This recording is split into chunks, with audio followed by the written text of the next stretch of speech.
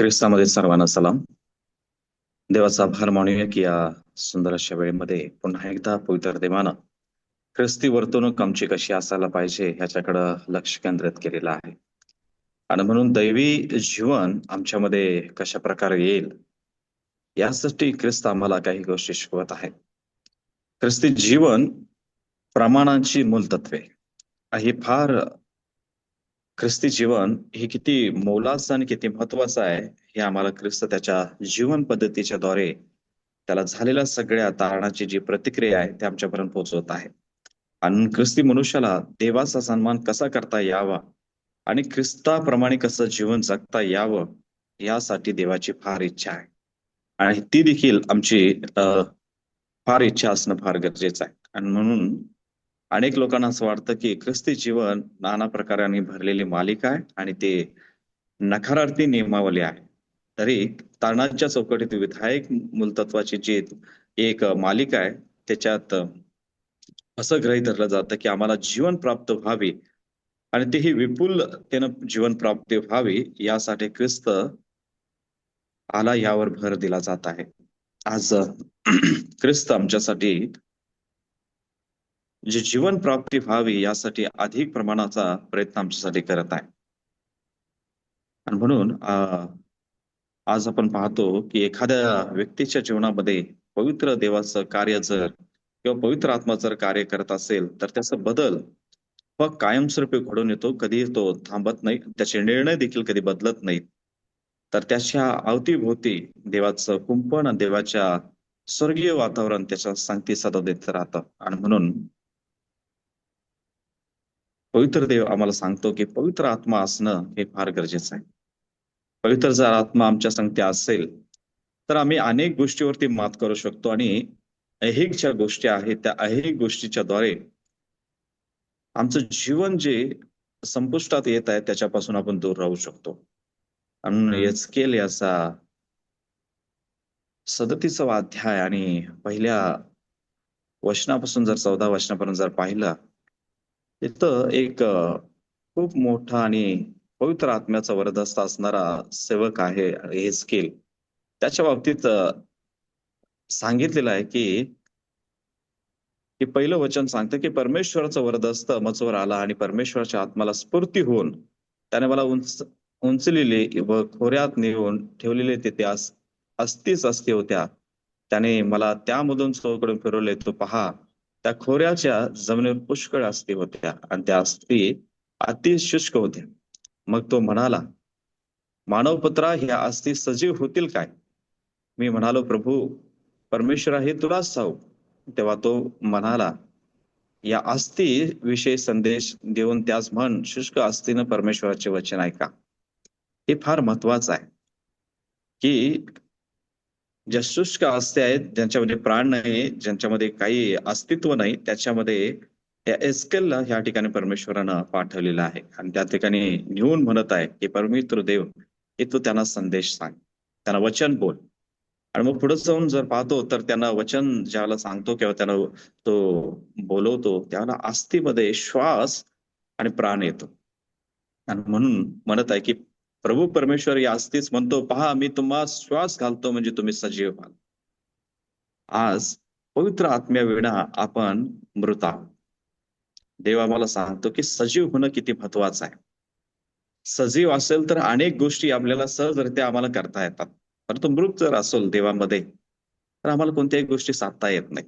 आणि म्हणून देव आम्हाला म्हणतो की मी तुम्हाला स्नायू लावीन आणि तुम्हावर मांस चढवीन, तुम्हाला त्वचेने आच्छादीन, तुम्हाला श्वास घालीन म्हणजे तुम्ही सजीव व्हाल आणि तुम्हाला समजेल की मी परमेश्वर आहे. ज्यावेळेस आध्यात्मिकरित्यानं आम्ही सजीव असो त्याला कळेल की आम्हाला आमचं पवित्र देव कोण आहे. पण आपण जर सजीवच नसेल, पवित्र आत्मा जर आमच्यामध्ये नसेल तर आम्हाला कळणार नाही की आपण ख्रिस्तामध्ये आहोत किंवा नाही. आपण एक प्रकारचे मृत आहोत. आणि म्हणून म्हणत आहे की 14 वचन सांगतं की मी तुमच्या ठाई माझा आत्मा घालीन, तुम्ही सजीव व्हाल व तुम्हा तुमच्या देशात वस्ती करीन. तेव्हा मी परमेश्वर हे बोललो व मी तेच केले हे तुम्हाला समजेल असे परमेश्वर म्हणतो. देवाचं ध्येय आहे आमच्यासाठी की त्याच्या तारणाच्या वतनामध्ये आमचा भाग असावा आणि तो पवित्र आत्म्याच्या द्वारे आम्हाला तो मिळावा ही देवाची उत्कंठा आहे. आणि सजीव बनवण्याचं काम तो विपुलतेनं आमच्यासाठी करत आहे. त्याचा गांभीर्यानं विचार करणं गरजेचं आहे बरं का. जर आपण पवित्र ख्रिस्ताच्या नावामध्ये जीवन जगतो आणि जर आमच्या ठाई पवित्र आत्मा जर नसेल तर आपण शून्य आहोत.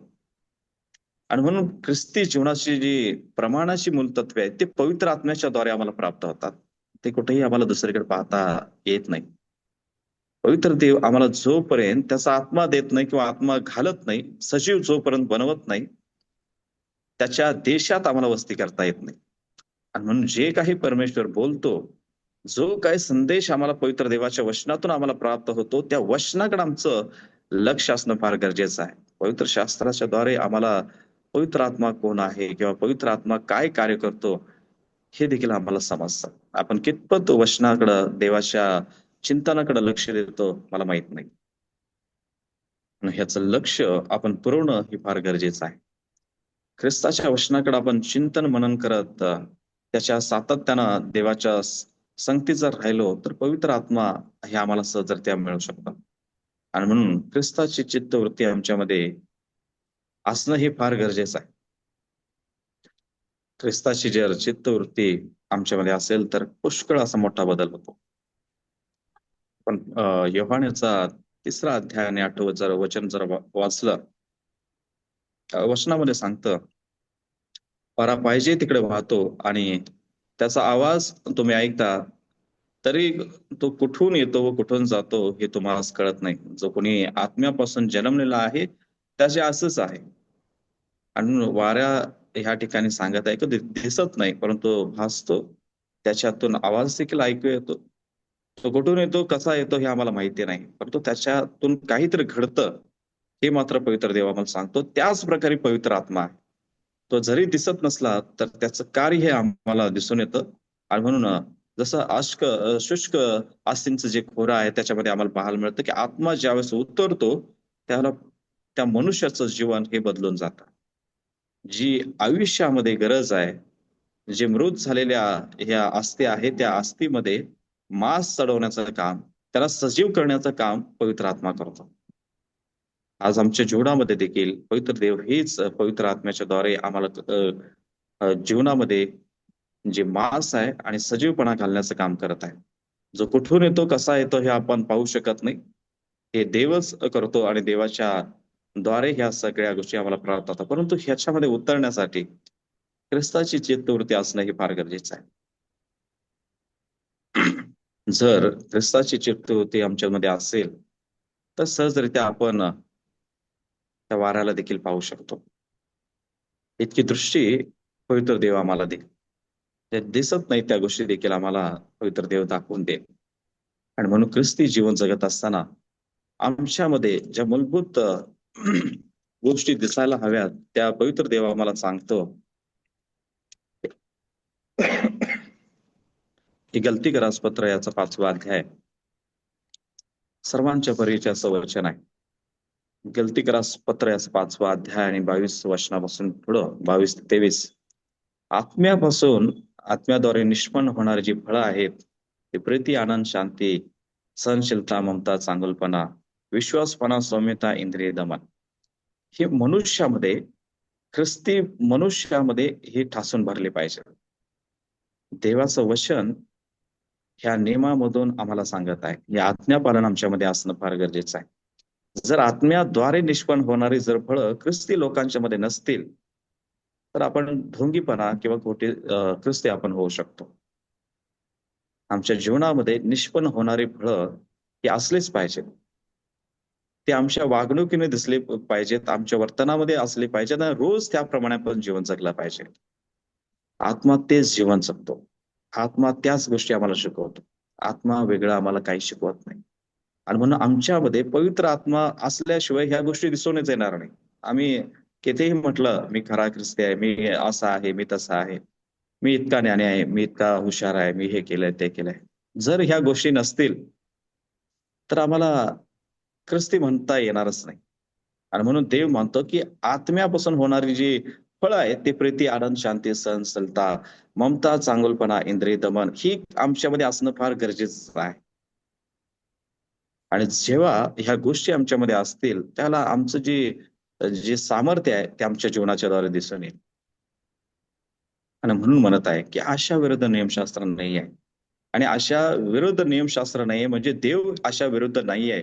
आणि म्हणून देव आम्हाला सांगतो की हे आत्म्याची फळं आमच्या अंगी असलीच पाहिजे आणि त्याचा स्वीकार करून रोजच्या जीवनामध्ये जीवन जगलं पाहिजे. प्रीती करतो का, आनंद करतो का, शांती टिकवून ठेवतो का, सहनशीलता निर्माण करतो का, ममता, चांगलपणा आणि विश्वासपणा, इंद्रिय दमन, सौम्यता हे आमच्यामध्ये टिकवून ठेवतो का, याचा विचार करणं गरजेचं आहे. जर ह्याच्यामध्ये आमचा आत्म्यापासून मिळणारं जर मार्गदर्शन आहे आणि ते जर आपण टिकवून ठेवत नाही, तर आम्ही कशा प्रकारे जीवन जगतो याचा विचार करणं फार गरजेचं आहे. जर मग ह्या गोष्टीकडे आमचं लक्ष नसेल, तर ख्रिस्ती वर्तणूक आमची सुधारणार नाही. देवाची फार आतुरता आहे आमच्यासाठी की आपण ख्रिस्ती चित्तवृत्ती आम्ही जगावं. ख्रिस्ती चित्तवृत्तामध्ये आमचं जीवन असायला पाहिजे. आणि म्हणून पवित्र देव आम्हाला सांगतो फिलिप्पियरास पत्र याचा 2रा अध्याय आणि 5वं वचन,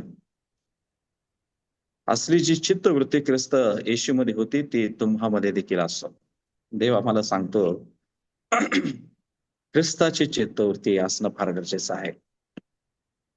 जर ह्या ख्रिस्ताची चित्तवृत्ती आमच्या अंगी नसेल किंवा ठाई जर नसेल, तर आपण या जगामध्ये ज्याप्रमाणे आहे हे जीवन जगल त्याच प्रकारे देखील आमचं मरण देखील तसंच होणार आहे. आणि म्हणून फिलिप्पियरास पत्र याचा 2रा अध्याय आणि काही वचन आपण या ठिकाणी वाचूया.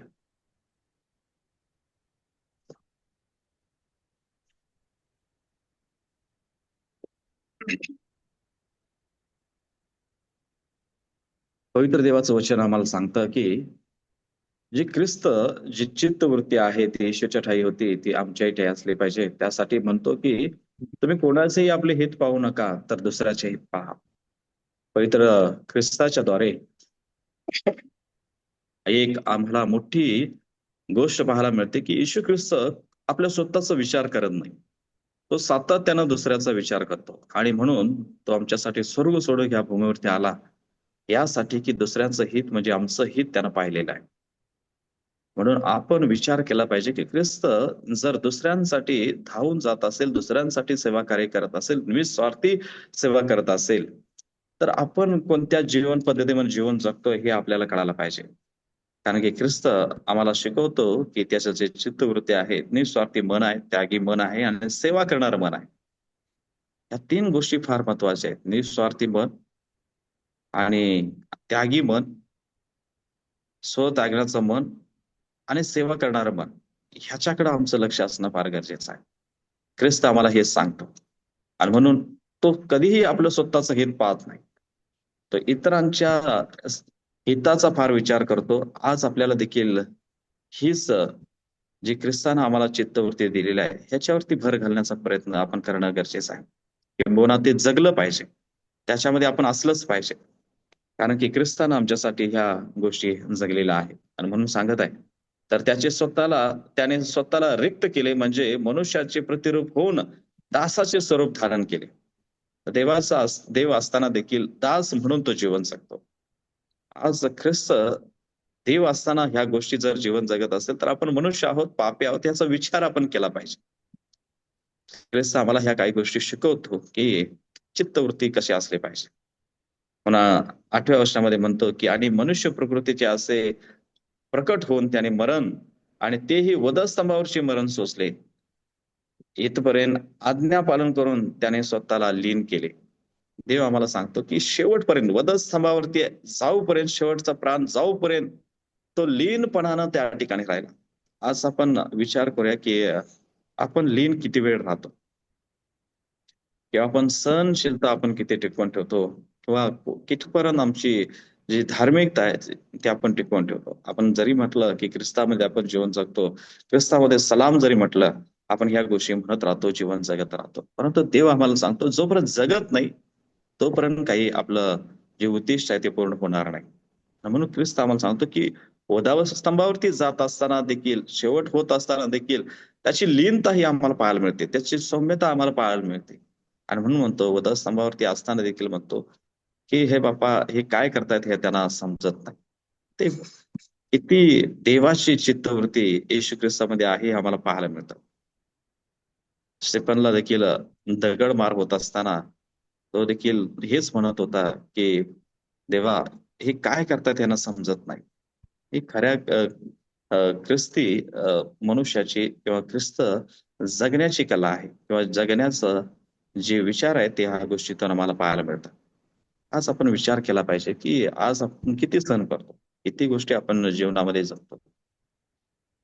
जर आपण ह्या ख्रिस्ताची चित्तवृत्ती आमच्या ठायी असेल, तर आमच्यामध्ये निस्वार्थी मन हे लगेच येईल. जे त्यागाचं मन आहे ते देखील लगेच येईल. आणि सेवा करायचं मन देखील आहे ते लगेच आमच्यामध्ये दिसून येईल. हे फक्त पवित्र आत्म्याच्या द्वारे घडू शकतात. हे फक्त ख्रिस्ताच्या द्वारे आम्हाला घडू शकतात आणि देवाच्या साहाय्याने घडू शकतात. आज आपण ह्याचा विचार करूया. ह्या ख्रिस्ताच्या चित्तवृत्तीमध्ये आपण जीवन जगतोय का? जर आम्ही अशा प्रकारच्या ज्या चित्तवृत्ती आहेत त्याच्यामध्ये जर आपण जीवन जगत नाही, तर व्यर्थ जीवन आहे. उपदेशक आम्हाला म्हणतो सर्व काही व्यर्थ आहे. आणि व्यर्थ येशू ख्रिस्ताचं बलिदान आम्हाला जाऊ द्यायचं नाही. ख्रिस्तानं आमच्यासाठी फार मोलानं ख्रिस्तानं आम्हाला विकत घेतलेलं आहे. ते मोल आम्ही असंच सहजरित्या न देता ख्रिस्ताच्या सगळ्या ज्या असणाऱ्या अंगी जे गुण आहेत, दैवी गुण आहेत, ते आम्ही अंगीकारलं पाहिजे. तरच आम्हाला त्या ख्रिस्ताचं जे त्यानं स्वतःचं बलिदान दिलंय त्याचा अर्थ पूर्ण होईल. म्हणून पहिली करंथीस पत्र याचा 2रा अध्याय आणि 16 वचन सांगता मला,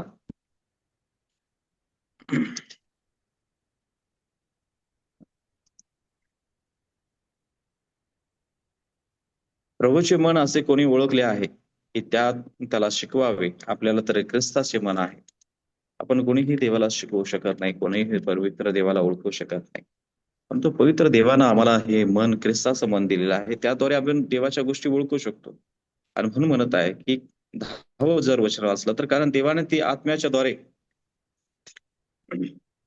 आपल्याला प्रकट केले आणि आत्मा हा सर्व गोष्टीचा व देवाच्या गहन गोष्टीविषयीचा शोध घेतो. आत्मा आम्हाला या ख्रिस्ताविषयी आम्हाला गहन गोष्टी घेण्यासाठी किंवा आध्यात्मिक ख्रिस्ताची चित्तवृत्ती आहे त्या टिकवून ठेवण्यासाठी आम्हाला सायन मदत करतो. म्हणून 11 वचन देखील सांगते की मनुष्याच्या ठाई बसणारा जो आत्मा, त्याच्यापासून मनुष्याच्या गोष्टी ओळखणारा मनुष्यामध्ये कोण आहे? तसा देवाच्या गोष्टी ओळखणारा देवाच्या आत्म्याशिवाय कोणी नाही. आणि म्हणून किती महत्वाचं आहे की देवाच्या गोष्टी ओळखता येत नाहीत साध्या मनुष्याला, जोपर्यंत देवाचा पवित्र आत्मा किंवा ख्रिस्ताची चित्तवृत्ती जोपर्यंत आमच्यामध्ये येत नाही. आज याच्याकडे लक्ष देणं फार गरजेचं आहे बरं का. जर आपण ह्या गोष्टीकडे चिंतन आणि मनन आपण जर करत नाही की जोपर्यंत आम्हाला देवाचा आत्मा मिळत नाही, तोपर्यंत आपण स्वर्गीय ज्या गोष्टी आहेत त्या आम्हाला कळणार देखील नाही, आणि त्या कशा पद्धतीनं त्या जगाव्यात हे देखील आम्हाला समजणार नाही. आणि म्हणून ख्रिस्ताच्या गोष्टी आमच्यामध्ये येण्यासाठी पवित्र देव आम्हाला ह्या गोष्टी सूचित करत आहे की पवित्र आत्मा किती महत्वाचा आहे. पवित्र आत्मा किती महत्वाचा आहे. जर आपण पवित्र आत्म्याकडे लक्ष देत नाही किंवा वचनाकडे लक्ष देत नाही, तर आम्हाला दैवी पण कसं जगता येईल, ख्रिस्ती पण कसं आम्हाला जगता येईल. त्या ख्रिस्तीपणाकडे आम्हाला जास्त लक्ष असणं फार गरजेचं आहे. ख्रिस्त त्याच्या जीवनामध्ये जीवन जगत असताना जरा देखील ही गोष्टीकडे तो लक्ष पुरवत नाही. आणि म्हणून जर ख्रिस्त ही गोष्टीकडे मन पुरवत नाही, तर आपण देखील पुरवू नये ही अशी देवाची इच्छा आहे. कारण की देवाचं वचन आम्हाला सांगतं, योहान याचा 3रा अध्याय 16 वचन, की कोणाचाही नाश होणे ही त्याची इच्छा आहे. जर नाशच करून घ्यायचा असता तर देवानं आम्हाला तशी संधी दिली असती, तसं आम्हाला सगळ्या गोष्टींची वचन देखील दिलं असतं. परंतु देव आम्हाला नाश करण्यासाठी आम्हाला पावत नाही, तर आम्हाला जीवन देण्यासाठी, विपुलतेचं जीवन देण्यासाठी तो येत आहे. त्याच्याकडे आमचं लक्ष असू द्या, त्याच्याकडे आमचं चिंतन आणि मनन हे आपल्यापासून सुरुवात केली पाहिजे. आणि म्हणून देवाची स्तुती आणि देवाचं गौरव करण्यासाठी जगलं पाहिजे कायमस्वरूपी. तेच उद्दिष्ट आमचं असलं पाहिजे. मग तो कोणताही व्यक्ती असो, अनेक लोकांचा गैरसमज आहे की पास्टर असले की तेच फक्त त्यांनी ख्रिस्ताचं आणि गौरव स्तुती करण्याचं जीवन त्यांनी जगलं पाहिजे. प्रियानो, येशू ख्रिस्तानं सगळ्यांसाठी प्राण दिलेलं आहे, सगळ्यांचं तारण व्हावं ही देवाची योजना आहे. आणि म्हणून आपण सातत्यानं सर्वांनी देवाची स्तुती करणं, देवाचा गौरव करणं, त्याच्यामध्ये जीवन जगणं हे फार गरजेचं आहे. आपण कितपत त्या गोष्टीला आमच्या जीवनामध्ये अंगीकारतो याचा विचार आपण बारकाईनं करूया. आणि म्हणून म्हणताय, देवाने आमच्यासाठी पुष्कळ केले आहे. त्याने केलेल्या उपकाराबद्दल कृतज्ञता व्यक्त करण्याचा एक मार्ग म्हणजे त्याची स्तुती करणं होय. जे पण अनंत त्यानं उपकार आमच्यावरती करून ठेवलेले आहे ते कधी पुसता येत नाही. परंतु त्या गोष्टीचं उत्तर देण्यासाठी एक स्तुती करणं हे फार गरजेचं आहे. देव आमच्याकडून काही मागत, ते मागतो म्हणजे की त्याची देवाची स्तुती करणं आणि गौरव करणं. आणि म्हणून म्हणत आहे स्तोत्र करता की आध्यात्मिक जीवनाच्या अंगावर फार जोर देतो, अशा प्रकारे की तुमचं बळ आणि वैभव पाहण्यासाठी पवित्र स्थानी मी तुझ्याकडे दृष्टी लावली आहे आणि तुझे वात्सल्य जीवनाहून उत्तम आहे. माझे ओठ तुझे स्तवन करतील. मी जिवंत आहे तोपर्यंत तुझा धन्यवाद धन्यवाद असाच करीन. तुझ्या नामाने मी आपला हात उभारेन. जसा मज्जाने व मेदाने व्हावा तसा माझा जीव तृप्त होईल आणि माझे मुख हर्षभरीत होऊन तुझे स्तवन करेन. दाविदाच्या आपल्या स्तोत्र करता याचा स्तोत्र संहिता याचा ते 63वा अध्याय 2 ते 5 वर्षामध्ये सांगतो. आध्यात्मिक जीवनावर फार भर देतो. हे कायमस्वरूपी आमचं हे ओठ आहेत किंवा जे आमचं मन आहे, हे जीवन आहे, देवासाठी सरसावून गेलं पाहिजे. देवाची गीतं आमच्याकडून झाली पाहिजे, देवाचा संदेश आमच्याकडून झाला पाहिजे. देवाच्या अनेक ज्या उपदेशक आहेत ते तिथपर्यंत लोकांपर्यंत पोहोचले पाहिजे. आम्ही प्रत्येकापर्यंत देवाचं जे जीवन आहे ते तिथपर्यंत पोहोचवलं पाहिजे. आणि म्हणून जीव आपला तृप्त झाला पाहिजे आणि मुख देखील हर्षभरीत आपलं होऊन देवासाठी सातत्यानं आपण ह्या गोष्टी करणं फार गरजेचं आहे. आणि म्हणून पहिले योहान याचा 3रा अध्याय आणि 22चं वचन आपण वाचूया की देवाचं वचन आम्हाला काय सांगतं.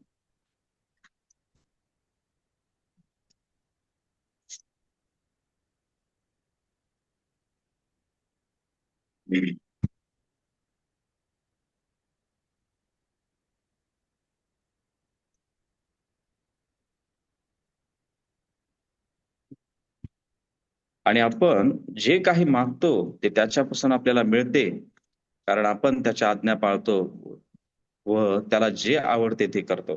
सगळ्यात महत्वाचं, कारण आपण त्याच्या आज्ञा पाळल्या किंवा त्याच्या आवडणाऱ्या ज्या गोष्टी केल्या तर मग सगळ्या गोष्टी मिळतात, प्राप्त होतात. हे लक्षात असू द्या की अनेक लोक देवाकडे मागतात पण त्या पद्धतीने वागत नाही, देवाच्या आज्ञा देखील पाळत नाही आणि अपेक्षा करतात की आम्हाला ह्या गोष्टी हव्या आहेत किंवा त्या गोष्टी मिळाल्या नाहीत. आणि पास्टरांच्याकडे देखील विनवणी करतात किंवा अनेक लोकांसमोर ते व्यथा देखील त्यांची मांडतात. पवित्र देव आम्हाला सांगतो की जोपर्यंत आपण आज्ञा देवाची पाळत नाही आणि त्याला आवडणाऱ्या गोष्टी जोपर्यंत आपण करत नाही तर देव आपल्याला कसं देईल याचा विचार आपण केला पाहिजे. माझ्या जीवनाच्या द्वारे देव संतुष्ट होतो का याचा देखील आपण विचार करणं फार गरजेचं आहे. जर आपण ह्या गोष्टी बाजूला ठेवून आज्ञा न पाळणं आणि देवाला आवडणाऱ्या गोष्टी न करणं, ह्या गोष्टी जर आपण करून जर आपण बाजूला जैगिक जीवन जर जगत राहिलो आणि देवाकडून अपेक्षा करत राहिलो तर आम्हाला कोणत्याही जे काय आपण मागतो ते आम्हाला मिळणारच नाही. आणि म्हणून जर मागत असताना किंवा आपण त्या मिळवत असताना आमच्यामध्ये आज्ञा पाळलेलं आमचं जीवन आहे का किंवा आपण देवाला आवडणाऱ्या गोष्टी करतो का, त्याच्याकडे फार कल असणं फार गरजेचं आहे. जर आपण ह्या गोष्टी जर केल्या तर आपल्याला सर्व गोष्टींच्या द्वारे धन्यता प्राप्त होईल. म्हणून सांगत आहे 21व वचन म्हणतं, प्रियजन, आपले मन आपल्याला दोषी ठरवत नसेल तर देवासमोर येण्यास आपल्याला आपल्याला धैर्य आहे, नाही का. सगळ्यात महत्वाचं की जर आपलं मन आपल्याला दोषी ठरवत नसेल तर देवासमोर येण्यास आपल्याला एक धाडस निर्माण होईल. हे आपल्या जीवनामध्ये स्वतःहून डोकावून पाहणं फार गरजेचं आहे की जर आम्ही आमच्या मन आम्हाला दोषी ठरवत नसेल, पाप आम्ही केलं नसेल किंवा चूक आम्ही जर केलं नसेल तर आपण देवाची स्तुती आणि देवाचा गौरव हे उघडपणे करू. परंतु आपण या पापाचं मन असल्यामुळे आपण देवा समोर येण्यासाठी किंवा देवाची स्तुती करण्यासाठी जास्त आपण भर घालत नाही. परंतु देव आम्हाला सांगतो की या ख्रिस्ताचं जीवन जगत असताना आम्हाला ख्रिस्ताच्या चित्तावरती असणं फार गरजेचं आहे आणि त्यासाठी स्तुती करणं, त्याच्यासाठी गौरव करणं हे फार गरजेचं आहे. आणि म्हणून इफिसकरास याचा 5वा अध्याय आणि 10वं वचन.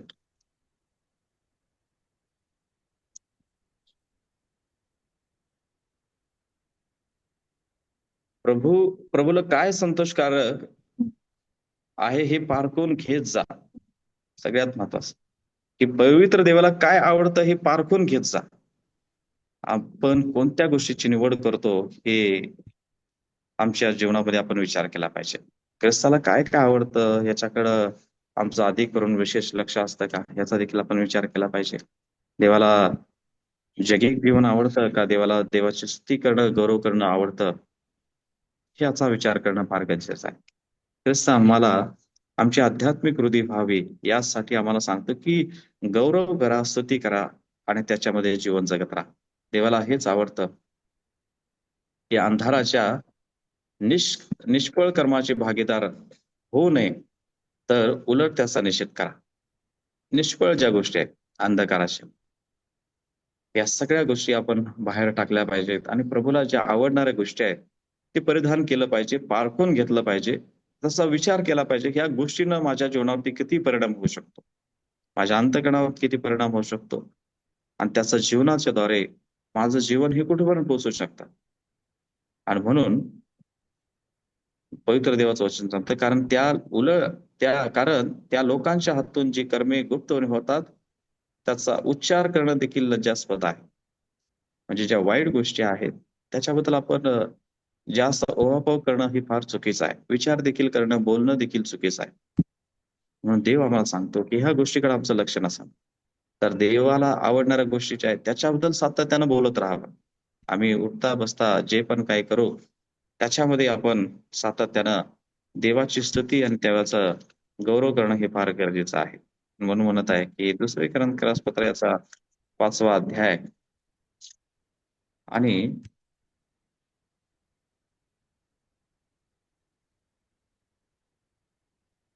15वं वचन, हेच वचन आम्हाला सांगतं.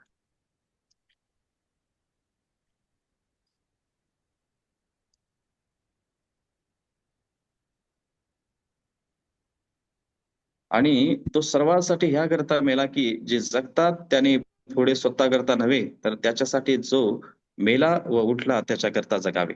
आपण ख्रिस्तासाठी जगलं पाहिजे. कारण की देव आमच्यासाठी मरण पावतो आणि आपण जे जगत आहोत आपल्यासाठी त्यानं प्राण दिलेला आहे. त्यासाठी आपण पुढं आमच्या स्वतः करता नाही तर ख्रिस्तासाठी आपण जगलं पाहिजे. ख्रिस्त ज्या ज्या गोष्टी आम्हाला सांगल त्या गोष्टी आमच्या जीवनामध्ये आपण केल्या पाहिजे. आपण विचार करूया की ख्रिस्तानं आमच्यासाठी किती मोठ्या अडचणीचा भाग किंवा कधीपासून टाकता येणारा जे पाप आहे ते ख्रिस्तानं आमच्या जीवनातून पुसून टाकलेला आहे आणि तो मरण देखील आमच्यासाठी पावलेला आहे. तर आम्ही विचार करूया की जर आमच्यासाठी कोणी प्राण देत असेल तर आपण कितपत त्याच्यासाठी जीव देतो की कितपत आपण त्याच्यासाठी काही गोष्टी करतो हे फार गरजेचं आहे. काल पास्टर मलकीसदेक यांनी सांगितलं की एखादा दागिना असेल किंवा एखादा कोणती गोष्ट असेल ती एखादी गोष्ट जर आपण काढून टाकू शकत नाही तर आपण देवाची स्तुती किंवा देवाच्या गोष्टी काय करू शकतो.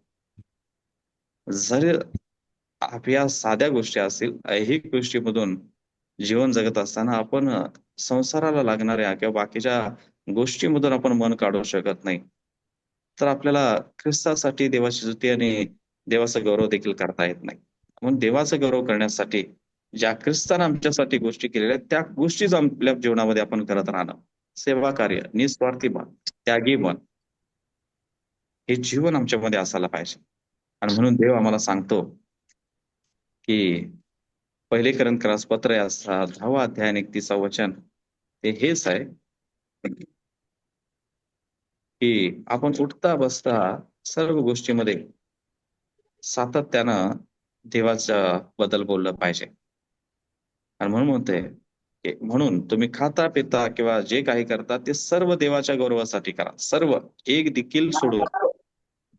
सर्व गोष्टी आपण देवासाठी करायला आमचं मन, आमचं जीवन आपण समर्पित केलं पाहिजे. ख्रिस्ताची इच्छा हीच आहे की आपण देवावरती अवलंबून होऊन समर्पित असं जीवन आपण जगायला पाहिजे. कारण की जर खाता पिता किंवा जे काही करता जर त्याच्यामध्ये देव जर नसेल तर देवाच्या राज्यामध्ये जाणं फार कठीण आहे. आपण पुष्कळ वेळेस असा विचार करतो की प्रार्थना असेल त्यावेळेलाच आपण चांगल्या गोष्टी बोलल्या पाहिजे. चर्चमध्ये जातो किंवा मंदिरामध्ये जातो त्यावेळेलाच आपण चांगल्या गोष्टी बोलल्या पाहिजेत. अनेक लोक आमच्या आजूबाजूला शेजारी पाजारी असतात त्यावेळेलाच आपण चांगल्या गोष्टी बोलल्या पाहिजे. ते गेले की आपण आपल्या जीवनामध्ये काय काय बोलतो हे आमच्या जीवनाला माहिती आहे. पवित्र देव आम्हाला सांगतो की सर्व काही देवाच्या गौरवासाठी करा. काही जे कराल तुम्ही सगळं देवासाठी करा. आपल्यासाठी काही ठेवूच नका. ख्रिस्त जर स्वतःसाठी काही ठेवत नाही, स्वर्ग सोडून जर आमच्यासाठी येतो, स्वर्गातल्या सगळ्या गोष्टींच्या बदल तो त्यागून पवित्र देव आमच्यासाठी या पृथ्वीवरती येतो, तर आपण देखील सर्व काही करत असताना देवाचं गौरव करणं हे फार गरजेचं आहे. आमची जबाबदारी आहे. कारण त्यानं आम्हाला विकत घेतलेलं आहे. ते विकत घेतलेल्या देवाचं आम्ही ऐकणं फार गरजेचं आहे. देव आम्हाला या सगळ्या गोष्टीमध्ये सांगतो, आपल्या जीवनाच्या द्वारे देव हा गौरवलाच पाहिजे. आणि म्हणून कितपत आपण देवाची स्तुती करतो याचा विचार करूया. आमचं चिंतन मनन आमचं प्रत्येक क्षणाला असू द्या. नक्की आमच्या जीवनाच्या द्वारे देव आम्हाला संधी देणार आहे. आणि म्हणून उद्याच्या दिवसामध्ये आपण पाहणार आहोत हे उदाहरण होण्यासाठी जगणं किती महत्वाचं आहे, ते का गरजेचं आहे हे देखील आपण उद्याच्या भागामध्ये पाहणार आहोत. तोपर्यंत सर्वांना चला.